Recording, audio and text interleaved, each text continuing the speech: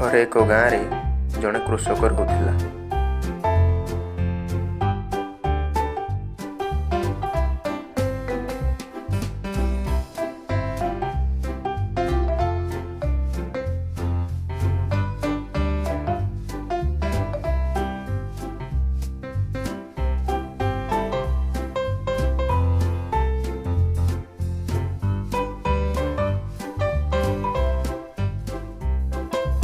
ସେ ବହୁତ ଗରିବ ଥିଲା ଏବଂ ଟଙ୍କା ରୋଜଗାର କରିବା ପାଇଁ କଠିନ ପରିଶ୍ରମ କରୁଥିଲା।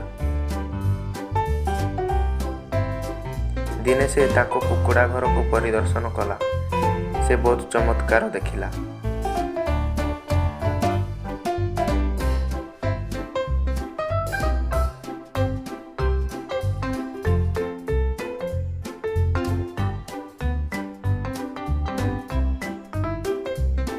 କିଛି ସମୟ ପରେ ସେ ଦେଖିଲା ଯେ ତାଙ୍କର ଗୋଟିଏ କୁକୁଡ଼ା ପ୍ରତିଦିନ ସକାଳେ ଗୋଟିଏ ସୁନା ଅଣ୍ଡା ଦେଉଛି।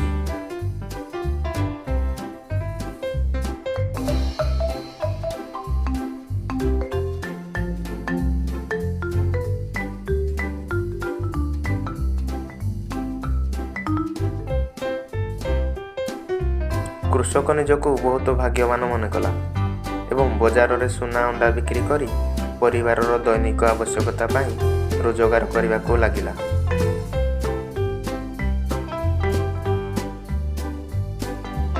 କିନ୍ତୁ ଦିନେ ସେ ଧାରଣା ପାଇଲା ଯେ ପ୍ରତିଦିନ ଗୋଟିଏ ଅଣ୍ଡା କାହିଁକି, ମୁଁ କାହିଁକି ସେଗୁଡ଼ିକ ଏକା ସାଙ୍ଗରେ ନେଇ ବହୁତ ଟଙ୍କା ରୋଜଗାର କରିପାରିବି। ତା ସ୍ତ୍ରୀ ମଧ୍ୟ କୁକୁଡ଼ା କାଟିବାକୁ ରାଜି ହୋଇଗଲା।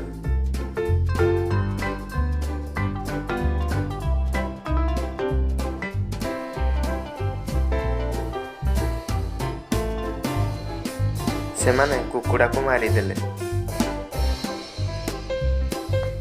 ସେମାନେ ଖାଲି ରକ୍ତ ଏବଂ ମାଂସ ପାଇଲେ, ତା ଛଡ଼ା ଆଉ କିଛି ପାଇଲେ ନାହିଁ। କୃଷକ ନିଜର ମୂର୍ଖ ଭୁଲକୁ ଅନୁଭବ କରି ହଜିଯାଇଥିବା ସମ୍ବଳ ଉପରେ କାନ୍ଦିବାକୁ ଲାଗିଲା।